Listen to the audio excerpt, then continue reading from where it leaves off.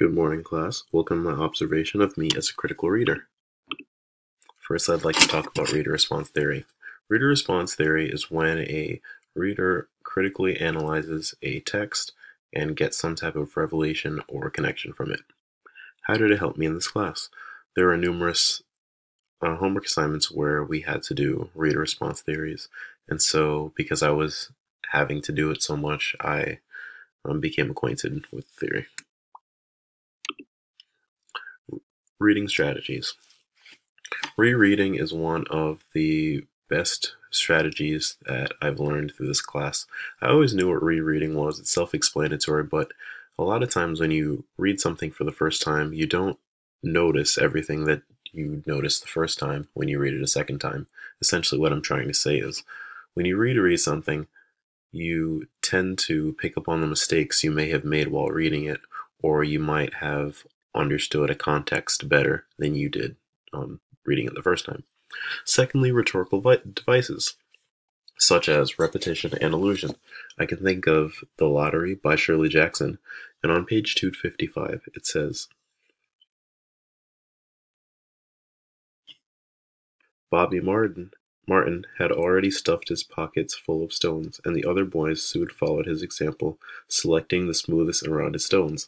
This is a biblical allusion to the fight of David and Goliath, where David chose the smoothest rounded stones to kill Goliath. So you can get the idea that Shirley Jackson is saying that someone's going to die by this illusion. Digital tool applications. I felt like the blog was the biggest digital tool that we used. I've never had a blog before, or written on a blog, posted on a blog, but I feel like it gives me the freedom of expression. A lot of times in class, I'm not able to fully voice my opinion or critically analyze or share my critical analysis of the text. And so I feel like on a blog, it gives me that space and that leeway to do so. I can create an inviting page for anyone interested in listening to what I have to say. Connection. I connected to, the stories connected to a lot of my personal experiences, specifically with Amy Tan's Two Kinds.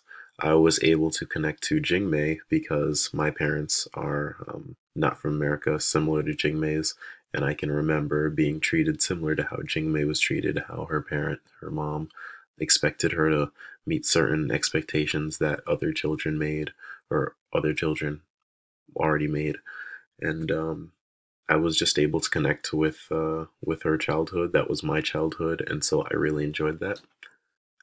I'm also making a connection to my major. My major is health sciences, and um, I have to critically analyze texts or graphs or what have you. So that's a good connection that I've made from this class. Challenges. Critical analysis of the things they carried was the hardest. I didn't understand a lot of the language, and I don't understand a lot about World War II, so that was really hard, and I felt like the graph was rather long and difficult to fill out.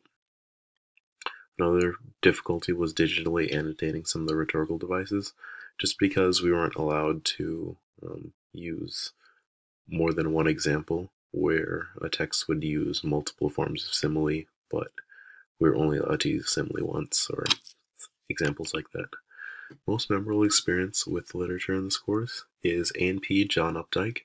I felt like Updike was really talking about how corporations are. On a whole, I feel like I've been somewhat discriminated against in the workforce, and I just have a small quote. It says, "He turns his back. That's policy for you. Policy is what the kingpins want. What the others want is juvenile delinquency." I feel like in the workforce right now, people are discriminated against for whatever the reason is, and I feel like Updike was just using the women as an example, as you can see in my picture on the right. The aha moment.